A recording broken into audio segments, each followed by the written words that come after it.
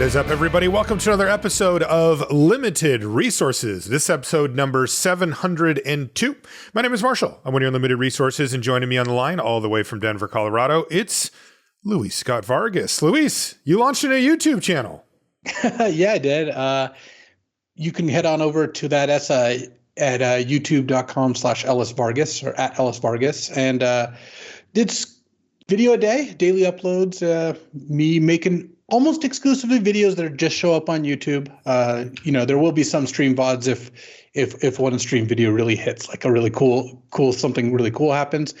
And it's a way to find more of my content if that's what you're in the market for. I'm still going to be writing articles and doing videos for Channel Firewall. You can still find those there. Mm-hmm. But I'm kind of diving more into full-time content. I figured a job doing content for CFB and a podcast wasn't enough. So I decided to throw a YouTube channel into the mix. But it's been a lot of fun. And Marshall, this is something you've been pushing me to do for years, it feels like. I have. Yeah, I'm really excited that you're doing it. And it's cool. I've already watched a couple of the videos that you have up, including a vintage cube draft where you drafted a combo that now I really, really want to go for, right? You drafted a sick 3-card combo with Fast Bond, Zurin Orb, and Crucible of Worlds. And yes, he had the strip mine. You got to watch it.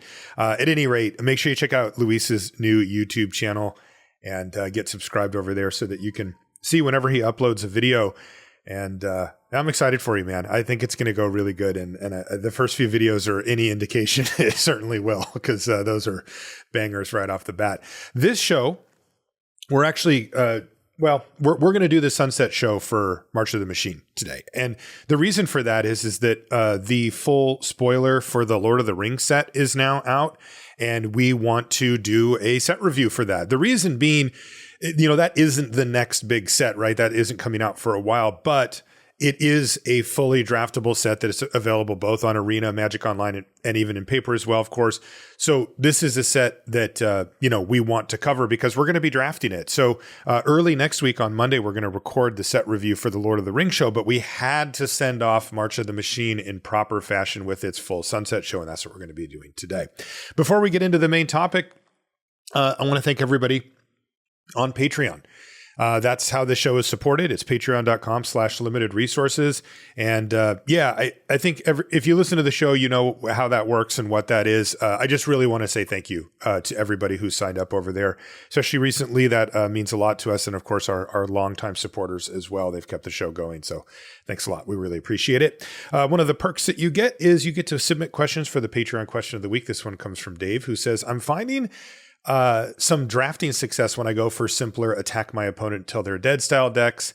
But when more complex synergies are needed, things don't come together for me. Any tips on moving to the next stage? Well, that's tricky. I mean, you're going from, I would say, like beginner to intermediate strategy to more advanced strategy. I mean, synergy is one of the kind of core tenets of draft. Some formats don't have very much, and just attacking the opponent and trying to draft good cards is about all the tools you need. And then some formats like March of the Machines are heavily synergy driven, and you actually will have a hard time if you haven't gotten used to that. So it's a tough thing because learning this is kind of like asking, how do you draft better? Like, how do you play Magic better? But a couple of things to look for. I mean, this is the first thing I ever said on LR, which is you got to have a plan. Once you start drafting a synergy deck, like, for example, a Knights deck in March of the Machine, you really shouldn't be playing too many cards that don't help your game plan. So if you have a creature deck that isn't a knight, well, what is that creature doing? Some of them are just such good rate that you just have to include them, right? Like the 2-mana 2/1 that you can pay 4 and a green Phyrexian to flip into a 2/4 flyer. Like, you're going to play that card in any blue deck. It's just a fantastic card.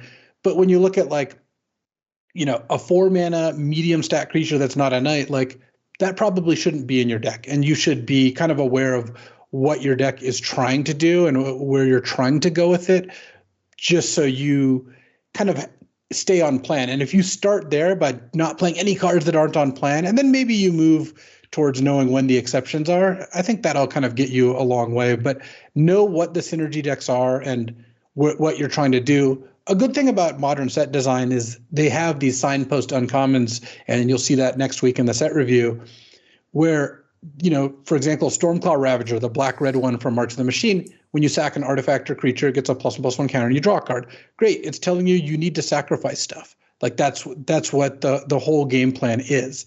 And it's not that hard to look at that and be like, oh, okay, this is what I need to do. How do I do that? And they give you a lot of kind of clues along the way and try to move towards those. Yeah, it's funny. I realized after reading the question, I'm like, this sounds familiar. And we actually did this as our Patreon question of the week a few months back. So it looks like Dave's getting double duty here. But I wonder what I said before, but I know what comes to mind now, which is that this is also a good opportunity for players like Dave to kind of stretch their wings and fly, right? One of the ways that I find that I can learn about the synergy decks is to dive in 100%. And generally speaking, that's not correct. There's a little balance that you can get, for example, sometimes you'll have a deck that has a lot of synergistic cards that work well together that on their own aren't very powerful, but when put into context can become quite good. But then you open up a really good card trademark, right? Just a solid card that doesn't have anything to do with context, but it's just a very solid, call it just like a removal spell or something like that you can cast. And the best versions of your synergistic decks will have those in there as well. But I do find it interesting, especially earlier in a format, to fully commit, like sort of take myself out of the power level game and really go for the synergistic approach. Again, understanding that I'm giving up some win percentage by doing so, but it lets me know how far this deck can go, and it lets me see the boundaries of what a synergistic deck can do. Right? Some of them are unbounded, right? Like maybe let's say there's a tribal deck, and it's like the more cards of that tribe you get, the better it gets. And it just keeps scaling. The more of them you get, the better. And if every creature you have is that, then you have the best version of it. And some of them aren't like that. Some of them are like, well, you need critical mass. You need 7 elves in your deck or something, but the rest doesn't really matter. And you'll find that out pretty quickly. Which type of archetypes push you towards full commitment and which ones will allow you to kind of have the synergies there, but then supplement it with power. So early, I like to be fearless and just go all the way in on a synergistic archetype and then sort of learn the boundaries of it. And then by the time I'm a few drafts in, I'll have kind of figured that out. So hopefully that's new stuff for you, Dave, but nice question. We answered it twice for you. Let's do a crack-a-pack before we get into the Sunset Show proper. And this will be our last March of the Machine crack-a-pack, sad face. All right. So first card out is Swiftwater Cliffs. The gain lands played a big role in the set for sure. Yeah, I'm not unhappy if I end up taking Swiftwater Cliffs relatively early just because the gain lands are very strong. But obviously, you're not going to be thrilled to first pick it. Right. I'll do the double face cards later. What was it called? Legendary Multiverse, whatever. Multiverse Legends is Yargle. Glutton of Urborg, so at least we get a laugh on the way out, but that was one of the worst of those cards. Those ended up having a major impact on the format, of course, across the board, but Yargle didn't. Chomping Kavu. Playable, but yeah, not something you're excited to see by any stretch. Not as good as Swordsworn Cavalier, which ended up being a really good common for the Knights deck, kind of the premier common 2-drop. Yeah, Swordsworn Cavalier, I first picked this at the Pro Tour and was not unhappy about it. Granted, that was once I already knew I was Knights, but still, the point stands. It's a very good card and one I'm thrilled to be able to pick up if it's available. Card that gained a little bit of traction later in the format, Beamtown Beatstick. Yeah, I did see a bunch of people playing it, and I played against it. I've resisted the urge to put it into my decks, though. I'm sure you've never cast one of these. I have never cast one of those. I do see the appeal, but didn't really fit into what I was trying to do very often. Card that I actually thought was going to do a little better, Thunderhead Squadron. That's the 6-mana 3/4 flying with Convoke. You and I knew better than to fall for the trap of overlooking Convoke. And this is a solid card, a 3/4 with flying. It didn't perform that well, though. Yeah, it was fine. I don't think it was amazing, but it was fine. I played them in Convoke decks and Knight decks, and in both cases, I don't feel bad about playing it, but it wasn't a very high pick. Like you'd certainly take Swordsworn Cavalier over it, without even a second thought. Yeah, I don't know. I guess I'm a little further down on it than you. I kind of just stopped playing it, even though, man, on paper, right? Like everything's there. It's even a knight, like you mentioned too. Maybe this next card is part of the reason why. Vanquish the Weak. Yeah, Vanquish the Weak is pretty decent. 2 and a black to kill anything with power 3 or less. So it does kill, the Thunderhead Cavalry Squadron, I guess it would be. Mm-hmm. I didn't high pick Vanquish either. So it's not like I was sitting there like deciding between these two. In fact, I'd take Swordsworn Cavalier over either of these, I think, pretty easily. But that being said, Vanquish is a solid black removal spell, and black and blue are the two best colors by, I think, a pretty fair margin. Yeah, if you like the Knights deck, what's better than getting 2 of them out of one card? Knight of the New Coalition. This card actually ended up being one of the best white commons, which is saying quite a bit because there's a lot of competition up there. This is the 3 and a white that gives you a 2/2 Vigilance Knight and then makes a token that's another one. Yeah, when you want lots of knights, this again delivers and helps with Convoke, helps with things like the Zalfiran Cavalry gets ++1 for every knight you play. It wouldn't take it over Swordsworn Cavalier basically ever, but it's still a good card. Phyrexian Archivist. I don't think I ever saw anybody play this card. No. Arachnoid Adaptation. This card ended up being a decent combat trick. It's the green one that untaps the thing, gives it reach and +2/+2. Yeah, it's fine. I mean, it's it ended up being underrated, ended up being more playable than most combat tricks. It's not something that you have to heavily prioritize generally. Last common is Tarkir Dune Shaper. That's the white 1/2 dog warrior, and you can pay 4 and a Phyrexian green to transform it into a 4/3 trampler. Playable as a convoke bait, and like kind of like your 5-drop you can cast on turn 1, and it just sits around and doesn't do tons, but again, convoking is strong, and then you can flip it if you have nothing else to do. I think this card actually ended up being a little bit underrated. It's not a fantastic card, still wouldn't take it here, but it's a card that I think people should have played a little more often than they did. Okay. Uncommons, Tiller of Flesh. Boy, this is one of the most disappointing cards. This is the 2/4 for 3 and a white.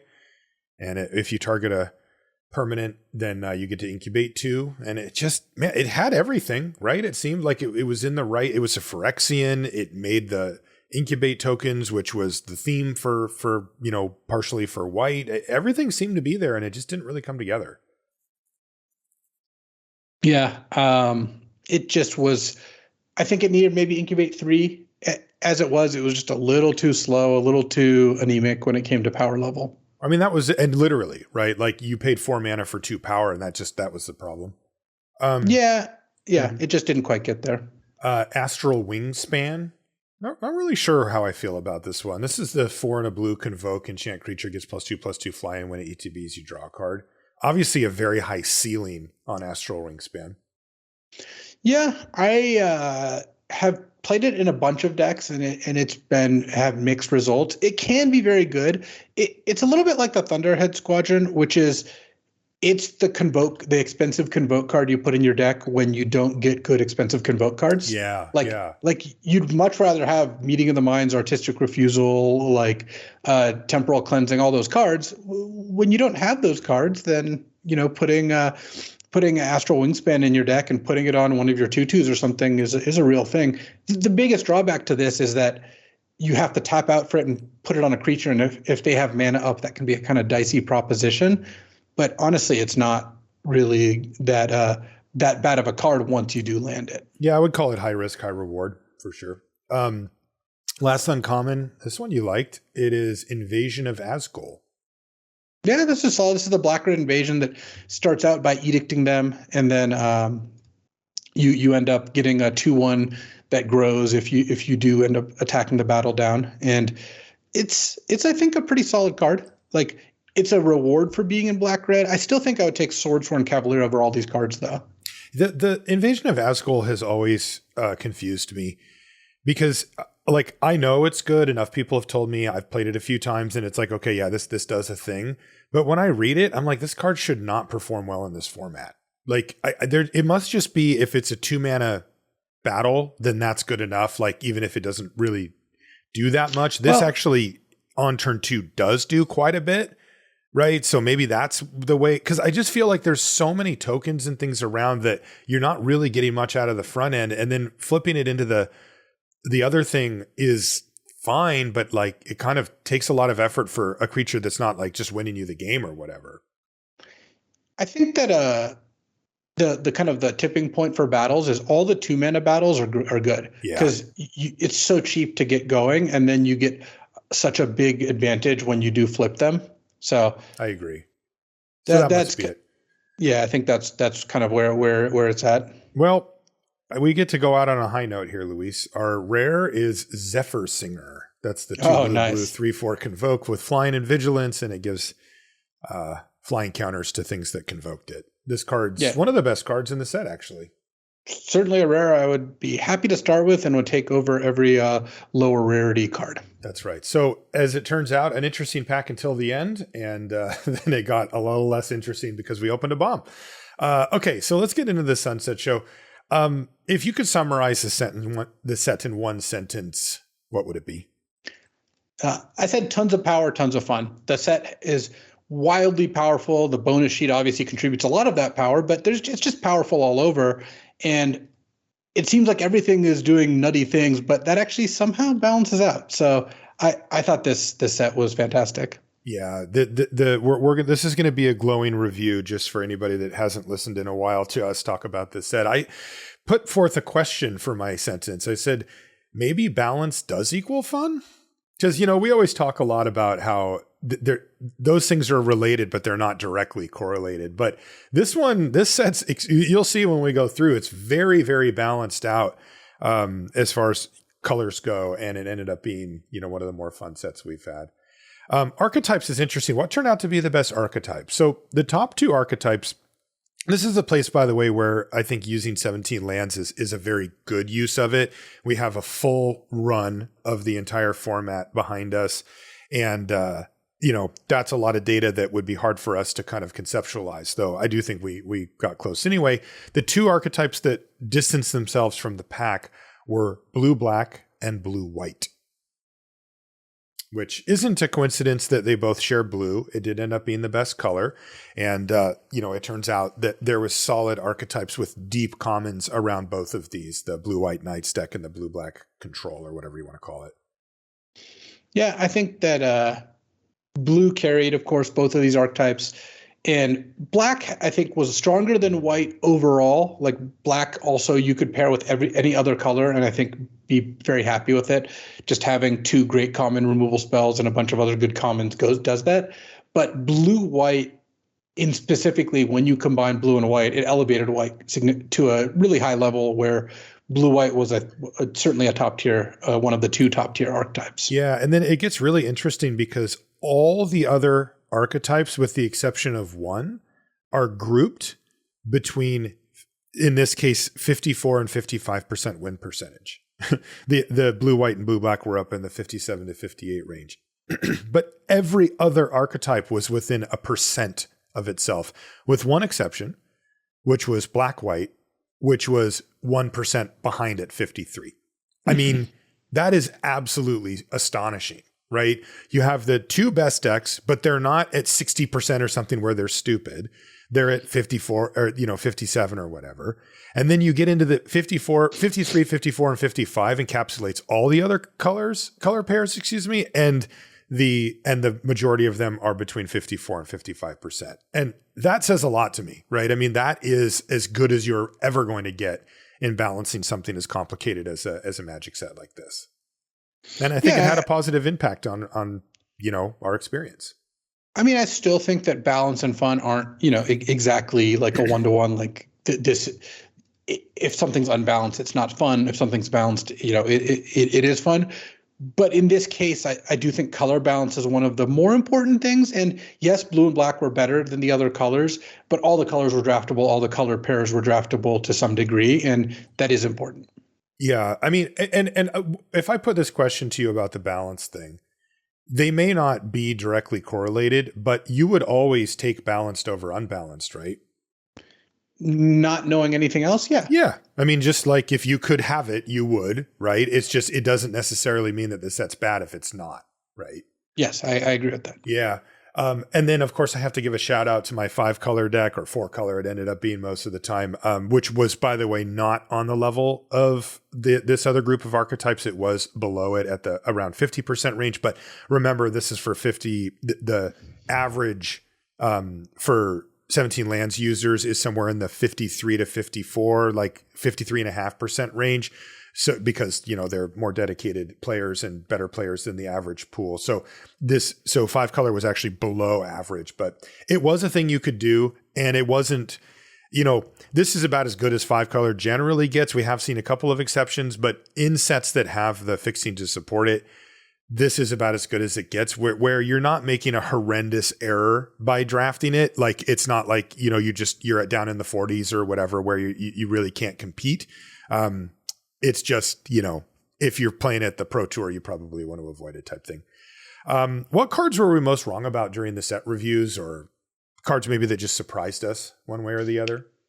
The land cyclers ended up being a lot worse than they looked. Man, I would have bet a lot that those would have been like heavy play. It's weird. If you describe the format to me now, I still would think that. Right? Like, not particularly fast. There's a few fast decks, but for the most part, it's a solidly mid-range format, let's call it.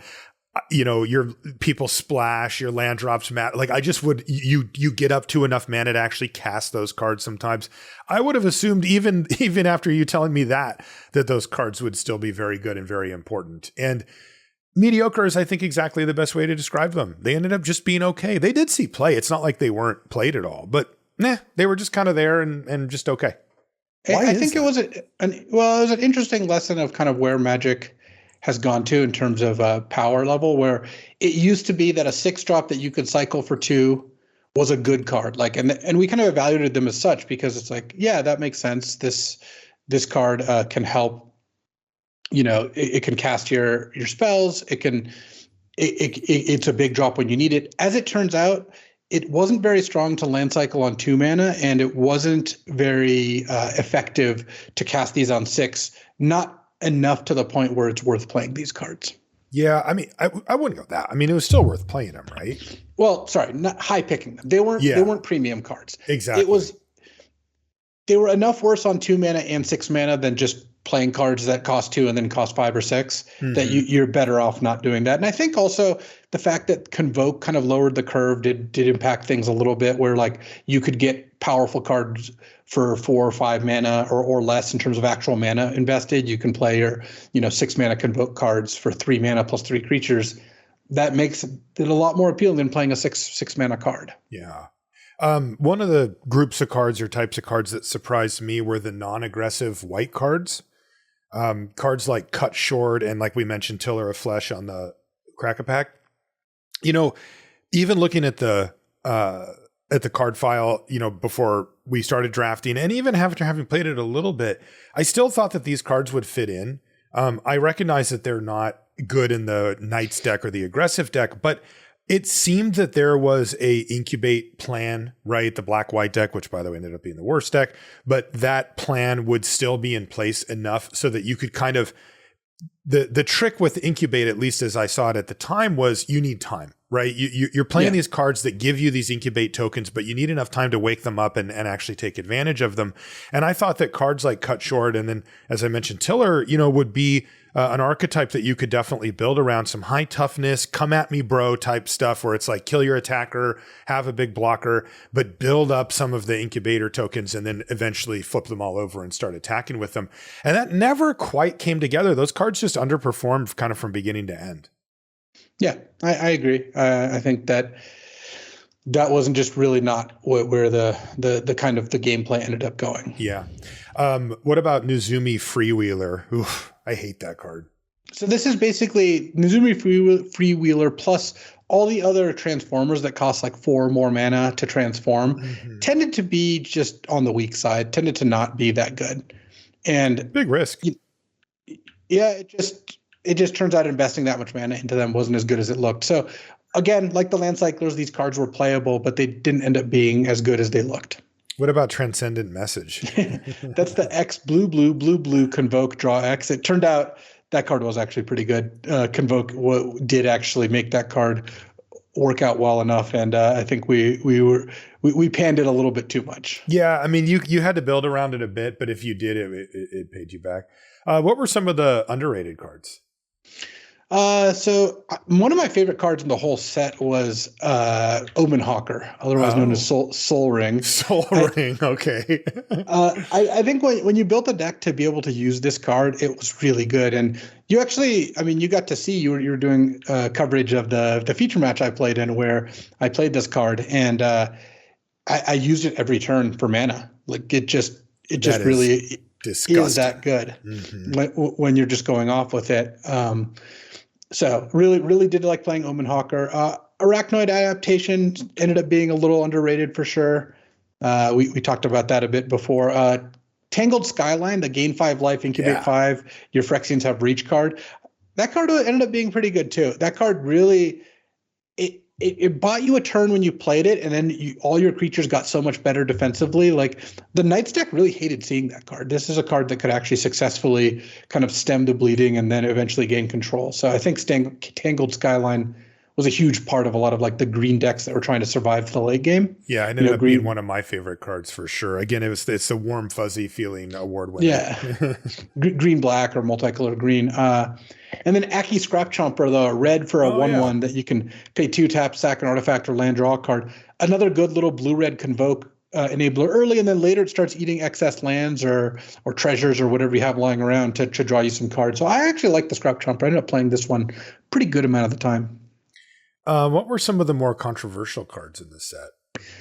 City on Fire, the 5 red enchantment that your creatures deal triple damage with Convoke. I still don't know how good this card is. Some people say it's great. Other people just never take it and never play it. I don't actually know. It's interesting. I still think it's terrible, but yeah, I don't even have a strong opinion on it. But people on my team who are good say they thought the card was good and they played with it. So, do you want to know the 17 lands data on it? Would that be relevant to your interests? Or I think it's probably going to be a little better than the data reflects, because it's the kind of card people play when they shouldn't. But I'm curious what the win rate, game in hand win rate is. It was 52.7, which is so not great. Terrible. Yeah, like it's below average. Under average. And then another card which I think was controversial was Seed of Hope.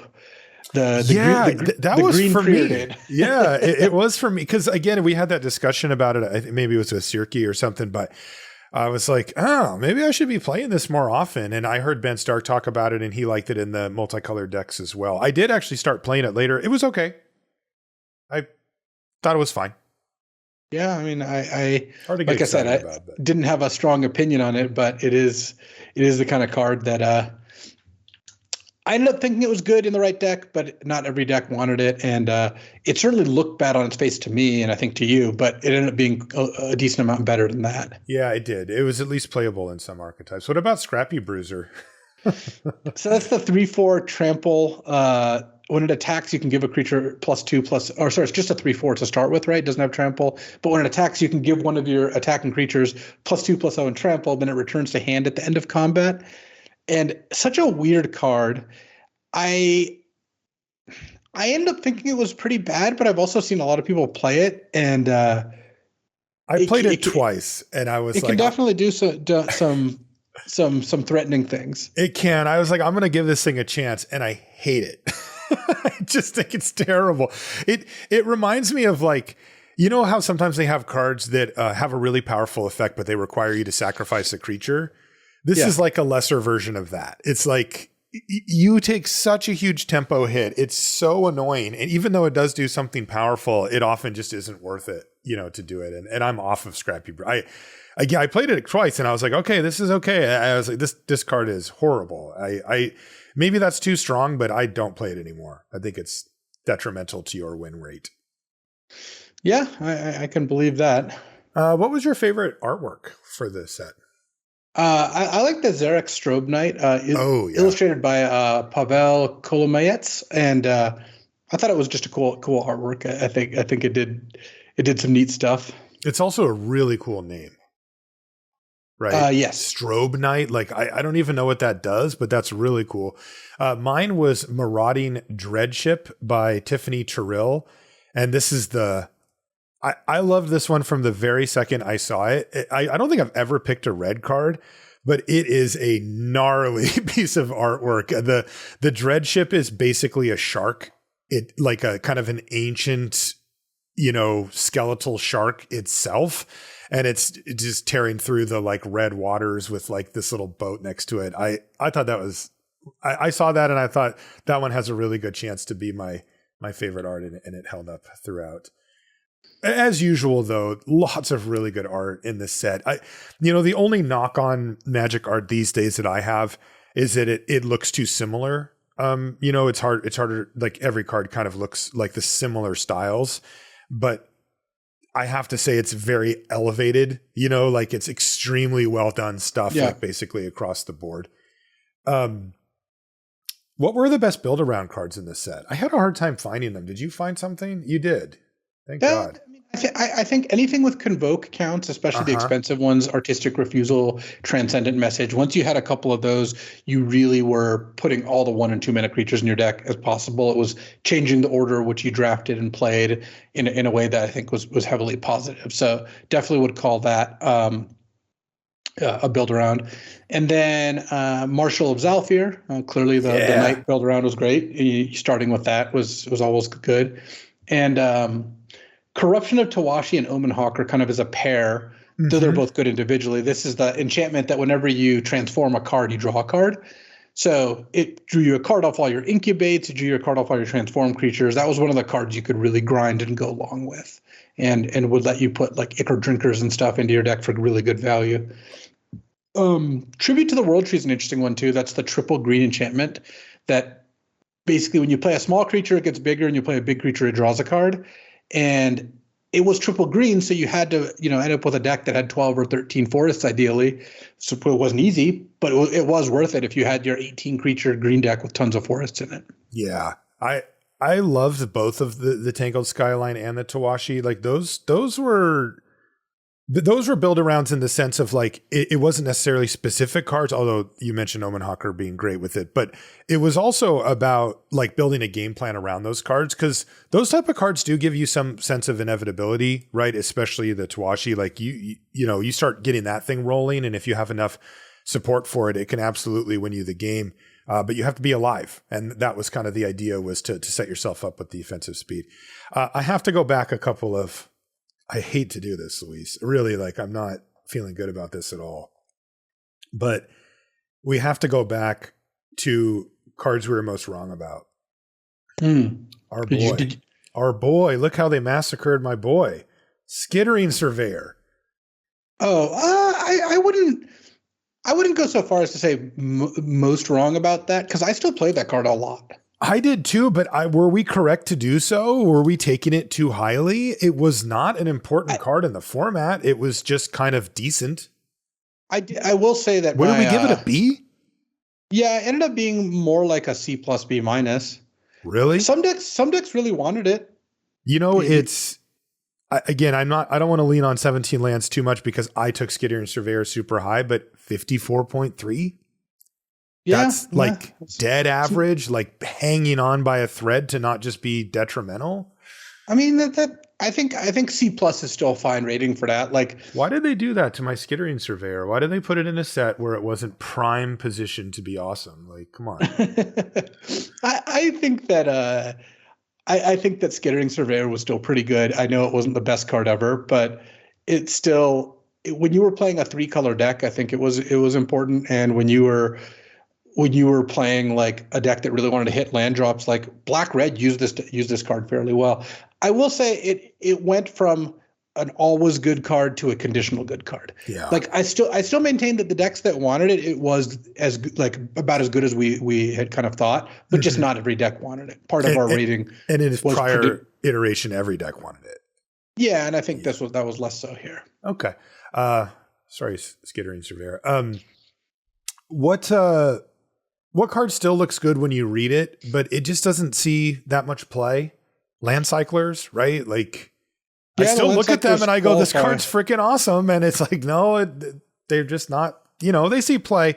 We don't want to overstate it, but not as much as you'd think.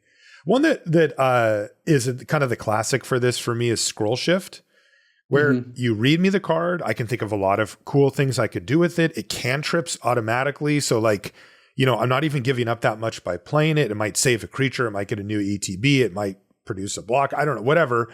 Something cool could come of it. And it's like, nah, right? You just don't end up putting it in your deck unless you have like a really strong reason to do so. Yeah. I mean, that's just kind of how that's modern Magic. How it ended up. Like Scroll Shift looked like it was going to be better than the kind of card it was, but it ended up being the kind of card which you never really had room to put in your deck. Right. And we're used to that now, right? There's a lot of cards like that, but that was one of them.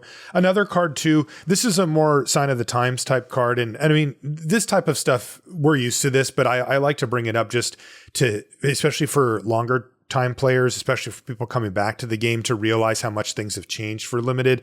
And by the way, I had a big reminder of this watching you stream, what was it, IPA drafts last week? Yeah. I mean, holy smokes, right? Like it is such a huge difference in how, I mean, you're playing, 2 powered creature, 1 powered creature, and it's like, all right, well, I got a clock now, right? And it's just like playing cards like this next one, Oculus Whelp, right? This isn't perfect. Like, read this card and tell me this isn't going to be good in Limited. And it's like, it's not good in Limited, right? And yet, this is the type of card that traditionally we would have played with even fewer stats, and even today still reads decently, but saw effectively no play whatsoever. This is an interesting one for this set. Was this a Prince or a Pauper set? Because it was princely, right? Like it was definitely princely. I think it was a Prince set. Well, yes and no. It's complicated. I mean, obviously, like this, we're going for a more simple answer than there is. Preening Champion fights against the whole Prince thing pretty effectively by virtue of saying like, hey, I'm the 15th best card in the set and I'm a common. Right. But on the other hand, there were a lot of good rares, and with the bonus sheet even more. So it kind of feels like, yeah, it had Prince-like aspects, but everyone had access to rares. It wasn't, well, it wasn't a rare thing to excuse the pun. Like, yes, you did feel kind of bad if you didn't have a good rare, but you often did have at least one rare or more in your deck. Yeah, and also the answers were there. Yeah, exactly what I was going to say. The removal was there. There was enough good common and uncommon removal that most of the rares were beatable. I almost never played this format at and thought, man, stupid rares. Yeah. Just not really how it played out very often. The kinds of rares that made you feel that way were things like Sunfall or Elish Norn, like the top rares where it's like you can know that it's there and there's nothing you can do about it, and removal doesn't even get you out of it. But most of the rares, like we opened Zephyr Singer in our Crack-a-Pack, and that's one of the top cards to open. I would be really happy if I opened that card. Is that card beatable? Well, yeah, it's very clearly beatable. Yes, definitely. What is it's a bad card, but I love it anyway award winner? I broke your heart here, but I just don't, it's like first Skittering Surveyor and now this, like Invasion of Alara, the 5-color battle, it just didn't pay you off enough for what it did. Dude, if you read it, it does pay you off. It's just hard to cast. It's so good. And if you can flip it, which is asking a lot, it's busted. But flipping a giant battle that costs 5 colors, it's like you're so many hoops to jump through here. That said, I played it in a lot of decks. I do love it too, man. But that one really hurts. What about the I literally never win with it, but it always seems to beat me card? Kite Sail, which is, maybe we should rename this the Kite Sail Award because every time they print it, this card kills me.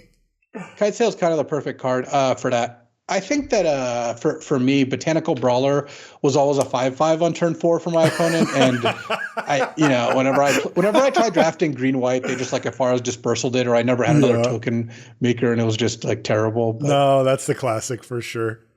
All right, what was the opponent? My opponent played this, and now I must win or quit Magic forever card. This is almost always a colorless 1-drop, but not this time. No, Phyrexian Archivist, the 6-mana 4/5 that has reach and can put cards on the bottom of your deck. Just really not a good card. No, and especially a terrible place to put 6 mana in a format where there's so many options for things to do with your mana. Sorry, Phyrexian Archivist. Just keep on sorting those books away. What was the biggest groan test or, kind of the overrun for the set? It's kind of the opposite of Overrun, but Sunfall really felt like that. It's just like Definitely. When they cast Sunfall, you're just like... Huge gut punch. Yeah, and then Elish Norn Grand Cenobite, the 7-mana Elish Norn also is just like you play this and it just kills all your stuff. And I would give it to that one. Yeah. Well, that one has more of an overrun aspect. It does, because there was a lot of times where you literally lost the turn that they cast it, right? Because it would kill a good chunk of your cards, and then they could kill you like that turn. The Elish Norn also had the property of, if you knew they had Sunfall, you could try to slow roll creatures. If you slow roll creatures in Elish Norn, they'll just play it and attack you with all their creatures. Exactly. and you'll die. Right. And that really is that overrun feel. I mean, the core conceit of the overrun bad feels is we're playing a good game and now it didn't matter at all. And Elish Norn 100% has that quality. What was the most frustrating bad card to lose to, or card that we won't miss playing against, or that just annoyed us? For me, it was Realmbreaker, the Invasion Tree, the Millstone. It was just so annoying getting milled out. Like 100%. It wasn't a good card, but when your opponent played it and you just felt like this, you're under this inexorable clock and you're so annoyed by it. Yeah, and this also has a quality that every Magic player recognizes that is even more tilting than just losing to it, which is you shouldn't be playing that card, right?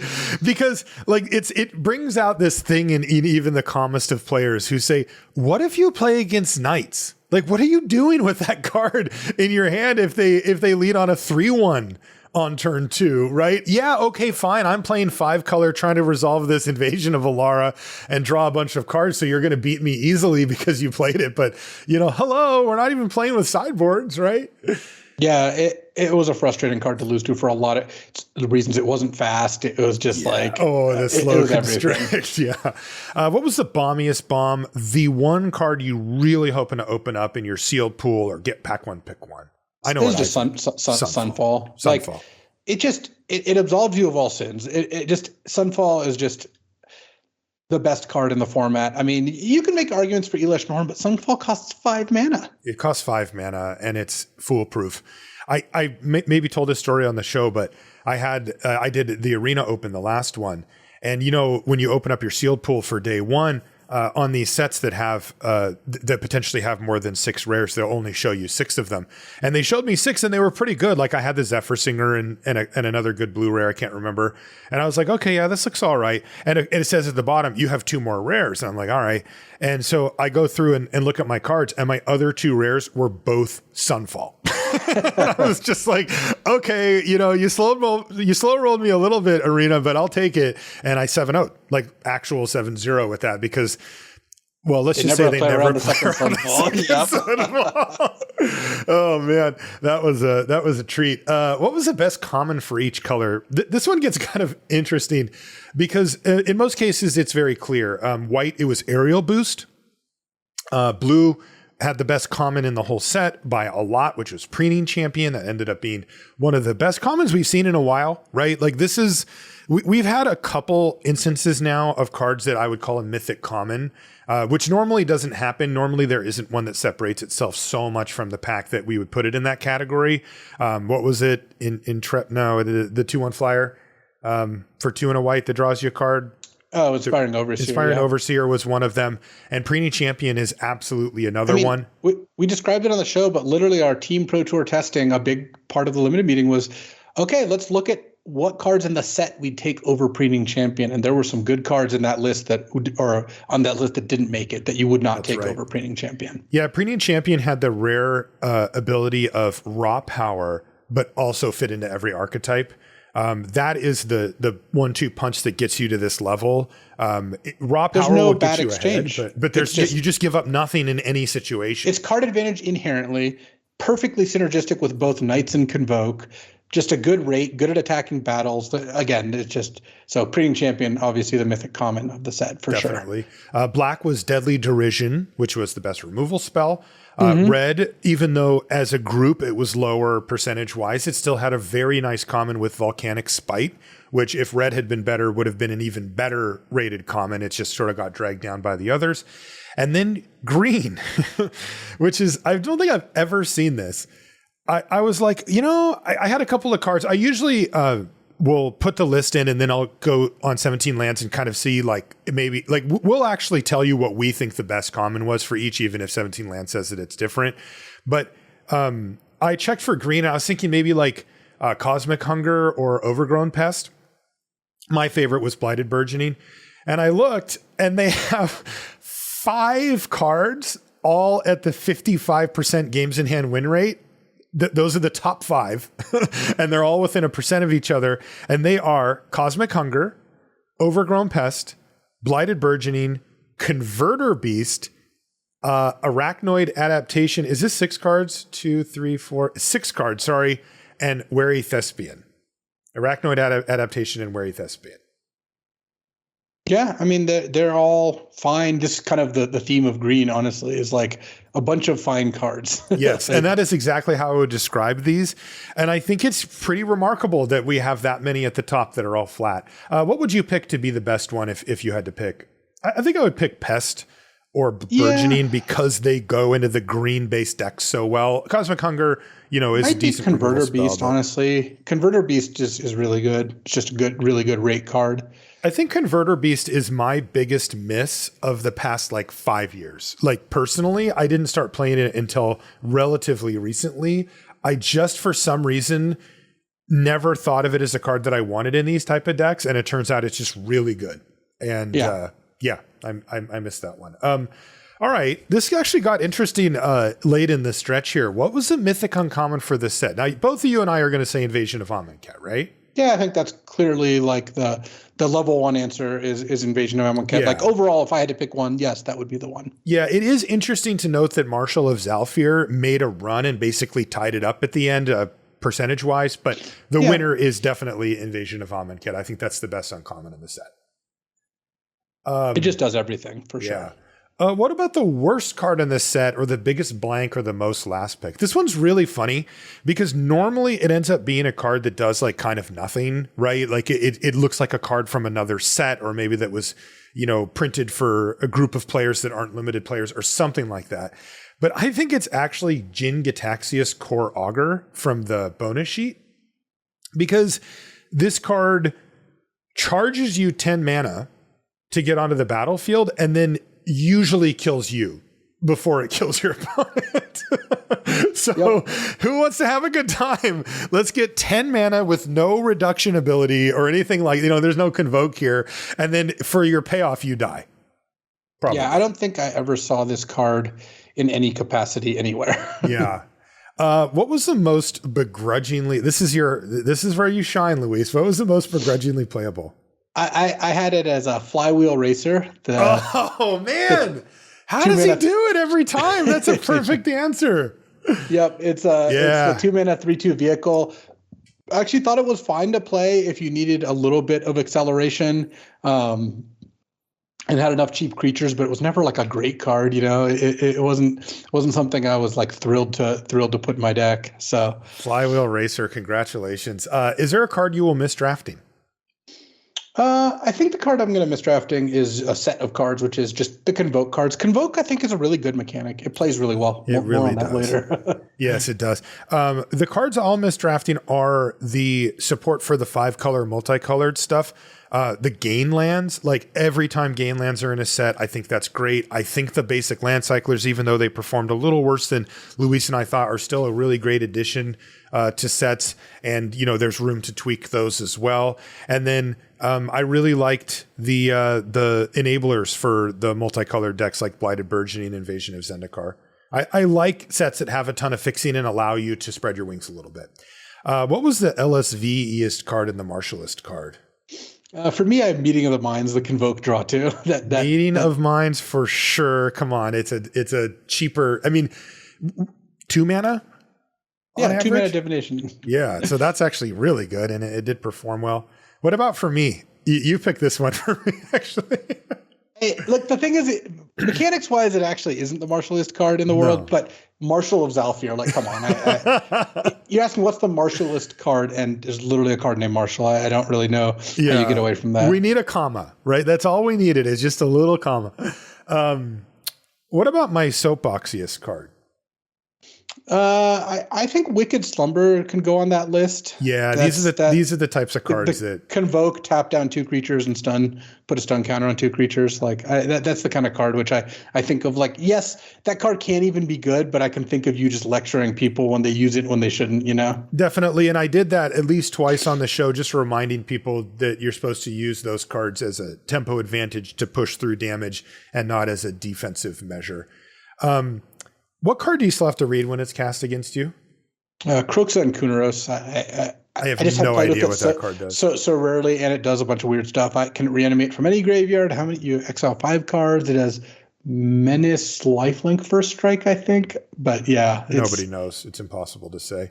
Yeah, for me, it was Ancient Imperiosaur, which was the rare big dinosaur, because it has Convoke, I think. Okay, now I already forgot. And it has like Ward 2 and Trample, whatever. I always have to pick it up and make sure it's the one that I think it is and not that. What was there an uncommon one that was huge for some amount of mana? I can't remember. There was there was the 8/8 Trample hexproof one for 8. Yeah, I'm like, is this that one or is this the rare better one? And it was always the rare better one, and then I lost to it.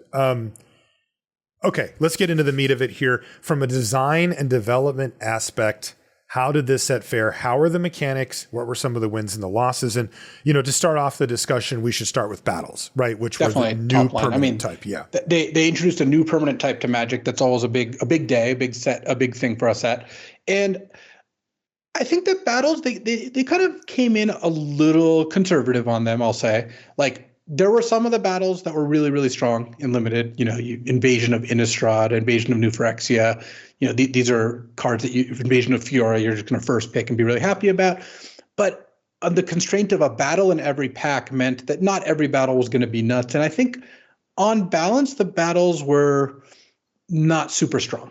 Like, there were some good ones, definitely, but a lot of the battles, like the median battle, wasn't something you're super excited to put in your deck. The 4 mana, 4 defense battle, whatever. Right, that had like effect. Even like the green-white one, the Invasion of Moab, that puts a +1/+1 counter on your whole team and then flips into a pretty powerful creature, and counters are the green-white theme, and that still wasn't that good. But I think that battles are a cool card type. They're kind of like a reverse Planeswalker, where they have a one-time effect. The game still kind of does revolve around them to a degree because flipping one is powerful, but it involves creature combat. There's some tricks to flip them, like render inert or something, or you can stoke the flames, like you can burn them or use remove counter stuff to flip them. But overall, they play pretty cleanly. The effects are pretty good. The one criticism I have with battles is that you have to recast the other side. I think the interaction with Phyrexian Censor was the worst part about this whole format. I think Phyrexian Censor was the biggest mistake of the format, which, to be honest, is a good thing to be your worst mistake. Yeah. Could be a lot worse. Having an uncommon that plays really, really poorly and non-intuitively isn't a good thing, but it's not the end of the world. I also just don't like that when you flip the battle, they can counterspell the second half. That just kind of feels not right to me. It clashes. And intuition is, I think, a really important part of intuitiveness is a really important part of game design. So when there's something that doesn't resolve in an intuitive way, it feels wrong to most people. Mm-hmm. You should really have a good reason for doing it. And I don't think battles meet that threshold. I think that I would be willing to bet that R&D would actually agree if you got to talk to them about it afterwards, if they addressed that. Like, I think most of them probably would, because there's reasons to do it the way they did. I'm not saying that they could just straight up make that swap. There's work involved, and like some of the cards wouldn't work exactly, but like the spells or whatever. But I think that just having the battle straight up transform would have been a lot cleaner and better. That said, I would give battles overall like a B plus A-. For a new card type, they're not super groundbreaking in that it doesn't completely change how Magic is played. We have seen Planeswalkers, which are, I think, fairly similar to these, but they play well. They're fun. They're evocative. Elish Norn invading 36 planes or whatever at the same time is a really cool thing. Like that's a cool like standout reason to have battles, and I expect battles to come back, and I look forward to it. And the power level thing, you can ratchet power level up or down. That's not very difficult to do. Yeah, so, and it made sense for them to try to hit a conservative middle, right, for the debut. Yeah, they've got some busted battles that are really strong and you're really excited to open them, but they can't all be that. And so the overall power level of battles isn't like super high, but that's okay. I don't think that's a mistake. Yeah. I think that's just a choice. And I don't think it was a bad choice. So overall, I think battles are cool. They give you more incentive to play creatures, more incentive to play evasive creatures, and that's totally fine. Incubate was another cool mechanic where you get this 0/0, or you get this token with X++1 counters, then you can flip it into a 0/0. So now it's a creature. It incubates at instant speed, which kind of has a pseudo on the board trick aspect to it, but that's fine. I don't think that was too egregious, and they had a lot of good support for it. I really always am disappointed when a new mechanic shows up and it's a big part of a set, and then there's just not enough support for it, because that's just disappointing. It's like. Yeah. It's kind of like the die rolling thing in AFR, that they're just nominally there was this blue-red like pay you off for rolling dice and giving you advantages for rolling dice, and didn't really play out that way. It didn't end up being, not saying that's actually a great mechanic to push, because I think die rolling is a little suspect to begin with, but the set mechanic should be supported. Incubate was, I think it played well. I think it had some cool synergies. And one of the things overall, that I'll get to here is, there was a ton of synergy in the set, and there's a ton of cross theme synergy, which like we mentioned earlier with Preening Champion working for multiple decks, like the Incubate Transform for Corruption of Tawashi, or Tangled Skyline, or the White Black Phyrexian deck. Like it's really cool. Or like Incubate being good in the Sacrifice deck, because you can just some of the Sacrifice and Artifact things, you don't even have to flip it, and all that stuff plays well. Like, you don't want everything to work with everything, because then it just becomes a soup where it doesn't feel like you're differentiated. But having 10 themes, right, and having like each theme work with 2 or 3 or 4 other themes really is a good place to land, and that I think is really cool. Backup was a pretty clean mechanic. Ended up not being very strong because red and white were the 2 weakest colors. Partially, it's maybe the backup cards weren't good enough. Partially, just those colors ended up not having a ton of strength. But I think backup is a really good mechanic. I actually really like that mechanic. It's I mean, you know me at this point. You kind of get a sense of my design sensibilities. I like stuff on the simpler side. I think everyone always goes more complicated. Not saying you should have zero complexity, but most games, not even Magic, that I look at, I'm like, this is too complex. Let's dial it back a bit. Backup is clean. It makes sense. It leads to some complicated things. Again, I'm not against that, but I think backup overall is a really cool mechanic. Yeah, and I look forward to seeing more of it. I hope it comes back. Yeah, they definitely could ratchet it up if they wanted it. It feels very powerful. It's hard to get back from a curve out. And I will say that both Incubate and Backup met that bar for me for the intuitiveness that you mentioned. When I was told about it, I had just a couple of, when can I do Incubate? Anytime you want. Okay, I get it. Right, next. And Backup was like, okay, I get to buff up a creature and it borrows the ability. Okay, like that was kind of all I needed to know. Like you said, there's a few edge cases, but those passed the test for sure. And then Convoke. Convoke is a mechanic we've seen before multiple times, but I think it's a great mechanic. It's simple. You're helping your creatures pay for your spells. You get a lot of good value out of Convoke. I think that it's really fun to be able to play expensive spells on low amounts of mana. It actually leads to good comebacks. Like, I don't know, have you had games where you're stuck on 2 lands, you maybe discard 1 turn, but then you're like, play a Preening Champ, play another land, play a thing, play a Temporal Cleansing, and it's like, oh, I'm actually back into it in a way that I think doesn't happen as often as I would like in these modern limited formats. Right. We all know that the mana system is what's important, is core to why Magic is interesting and fun. You can make comebacks, you sometimes lose to it, and that's a cost you have to pay. And Convoke, and we talk about cycling a lot as well, but Convoke to me is one of the absolute best mitigators of that, where it doesn't make it obsolete or blow it out of the water, but it allows you to like maybe play 1 spell that you wouldn't have been able to play otherwise, and that could prolong the game so that you actually get to play a game of Magic without fundamentally breaking the mana system, which we know is so important to why the game works. And then the bonus sheet was another kind of mechanic in the set, or heavily impacted the set, which is Multiverse Legends. These like 65 legendary creatures. One shows up in every pack, and among them were companions, which I love for limited. I think companions had basically like 5 awesome extra decks to build around. Because like 5 of them I like companioning, and overall really cool. I think the bonus sheet has the risk of being too much. And I said this right at the start, and I still believe it. The bonus sheet cards being all legendary creatures did overshadow the March of the Machines cards a little bit. I don't think you want a bonus sheet card like Elish Norn being one of the top 2 cards in the set or whatever. But still, I love bonus sheets. We're going to see more of those. We've already kind of heard that. And I think they add a lot to a draft format. Basically not being constrained by what can we print in standard for standard constructed or modern constructed formats. But we want in the draft environment. The bonus sheet's a perfect vehicle for some cards that have an awesome history of the game, play really well, add cool dimensions to drafting and deck building and playing, and the bonus sheet kind of knocks it out of the park. And require not a huge lift for R&D. Oh, design-wise, right. You get to pick the cards. That takes designer time, but you're not designing new cards. Overall, March of the Machine just had really high power level, tons of awesome rares, but that kind of self-balanced where, like we mentioned before, the removal hit the rares. You frequently had rares in your deck. I mean, my second draft deck at the Pro Tour had 1 rare, and that felt really low. Yeah, like that. You had it felt like I didn't have any rares. I had the Phyrexian Butcher, yeah, or Grafted Butcher. But overall, having all these crazy things going on somehow worked out, and that is a sign of good design.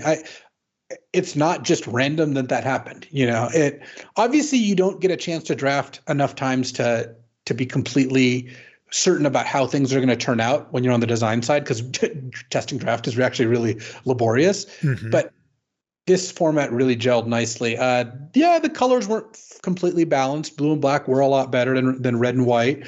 Green was hovering in the middle. But then blue-white was still one of the best decks in the format. And you could always play like a heavy black or heavy blue deck with some red cards, and that would be fine.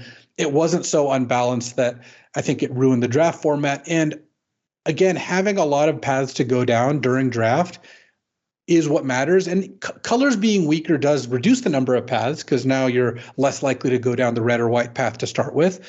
But those paths weren't completely undraftable, and there was enough build-arounds that made things interesting that I didn't really feel like I ran out of things to do, even many, many drafts in of March of the Machine. So I thought the format was it was just a kind of a home run, knocked it out of the park, and really was my favorite format of the year so far, and one of my top favorite formats of all time. I think it's pretty high up there.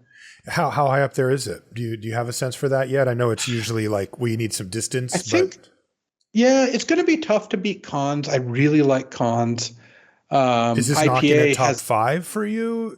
It's good. This isn't the top 5. I think Cons, IPA, March of the Machine, Original Dominaria I find to be really fun, and something like either Mirrodin Darksteel, or maybe the Champions of Kamigawa are both card formats that I've really enjoyed. But I really like this format, and I thought it had a lot to offer. So yeah, I mean, this is one of the best formats we've had in a long time. This is one that went big across the board and got there across the board. They managed to keep things balanced, fun. The depth of the format was incredible. You could play different archetypes all the time, all the way up until today. You mentioned the companions, right, being an extra depth step that you could do for when you've kind of done everything else. You're like, all right, well, I opened Luris. Let's try to build around this and make that work. I mean, it felt like it never ended as far as the different things that you could do in this format and how deep you could go. If you wanted to do multicolor, you could do multicolor. Nothing was off limits. There was no archetype. There was no strategy that you couldn't do. And that's where, when I see a full set of gain lands in a set, when I see ample fixing, when I see Skittering Surveyor at colorless that, lets you fix your mana, that kind of stuff, man, I'm in. These formats are just the most fun for the longest period of time. They also hit that middle. that I mentioned before. Nobody would describe this as a particularly fast or slow format. It was, somewhere, modern Magic middle, so a little on the faster side, but still, this was a format where you could choose the speed that you wanted to go. You didn't know what speed your opponent was going when you first sat down. They could have a slow deck, a medium deck, or a fast deck, or a really slow deck, and you just had to be able to roll with all the punches all the time. This is definitely one of the best formats we've had. As far as totally. Grades go, it will not surprise you that I give it an A. Yeah, I think we both would give this format an A. I would maybe give it an A plus. I mean, sure.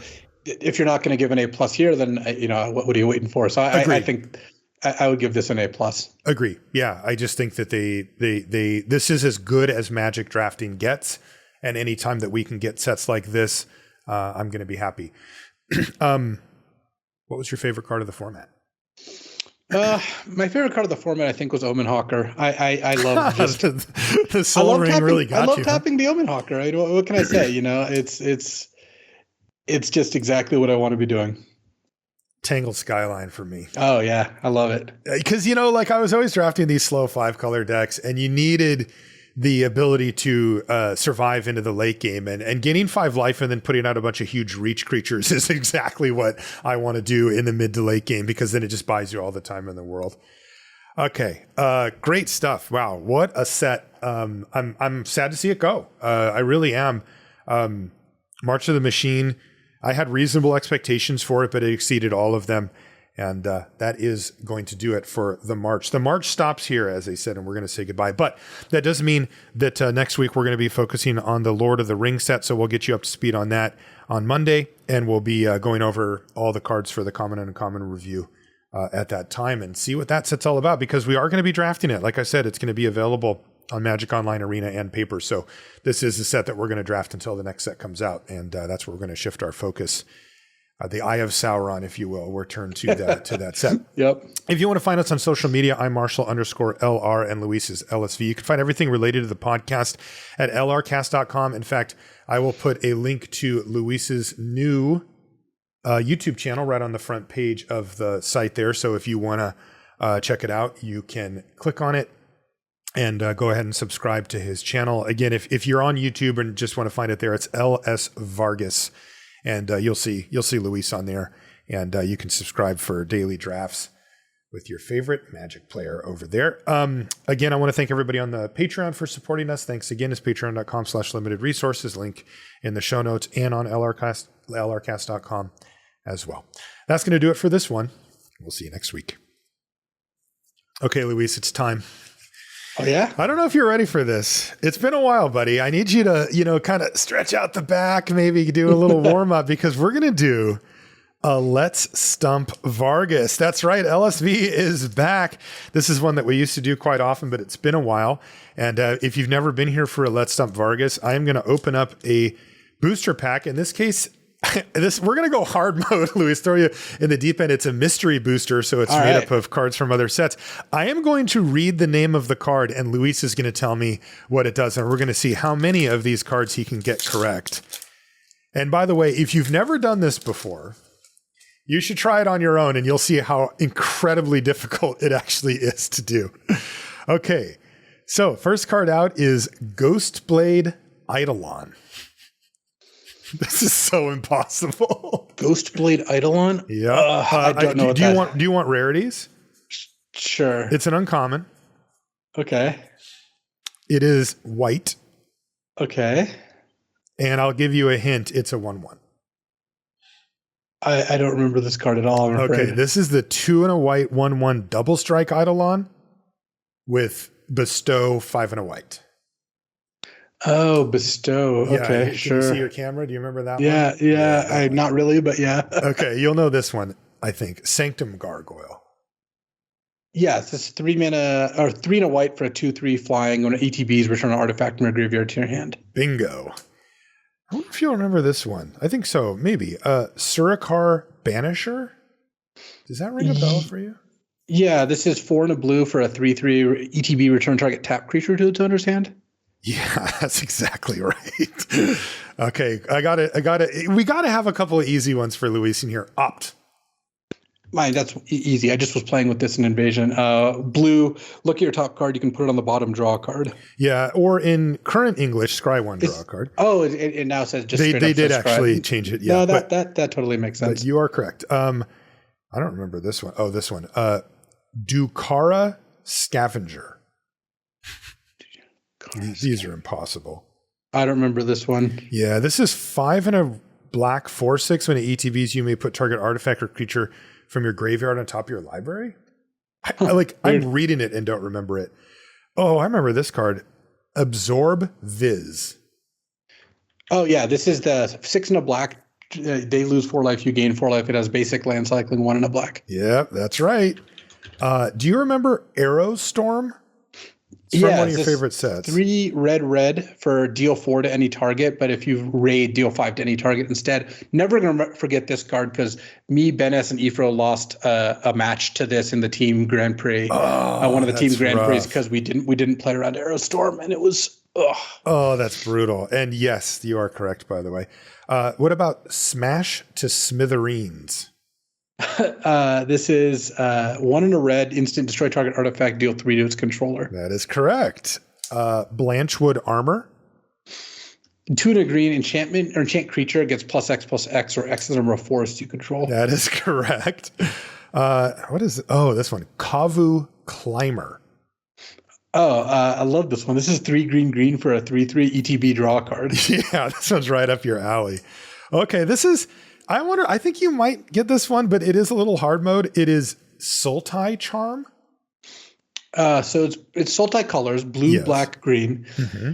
Destroy target monocolored creature, draw 2 cards and discard a card. Yes. Or destroy target enchantment. Or artifact? Yes. I am totally giving you that one. Yeah, that's close enough. That was really good. What is this? Oh, Croson Verge. Oh, this is a land that taps for a colorless, or you can pay 2, tap, and sack it, go for a forest and a plains, and put them into play. This is a really good constructed card, actually. There's one other note that you have to say, too. It comes to play tapped. That is correct. Wow. What is that from? That's old. Odyssey. I guess one of the Odyssey sets. I think it might actually be. I think it's probably Judgment. Phantasmal Dragon. This is I think this is the dragon that pops when you target it, but I don't remember the stats. Well, take a guess because is it 5 mana 6/5? No, you do actually get a discount because of its weakness. It is 2 blue. Oh, for a. Is it 7/6? No, it's it's a classic dragon size. Oh, 5/5. 5/5 flying. All right, 2 more cards. All right, our rare is Mizzix's Mastery. Oh, I love this one. I know you know this one. 3 in a red, play an instant sorcery from your graveyard, make a copy, then you can play exile, play the copy. Mm-hmm. But it's overload of 5 red. Just that 8 mana.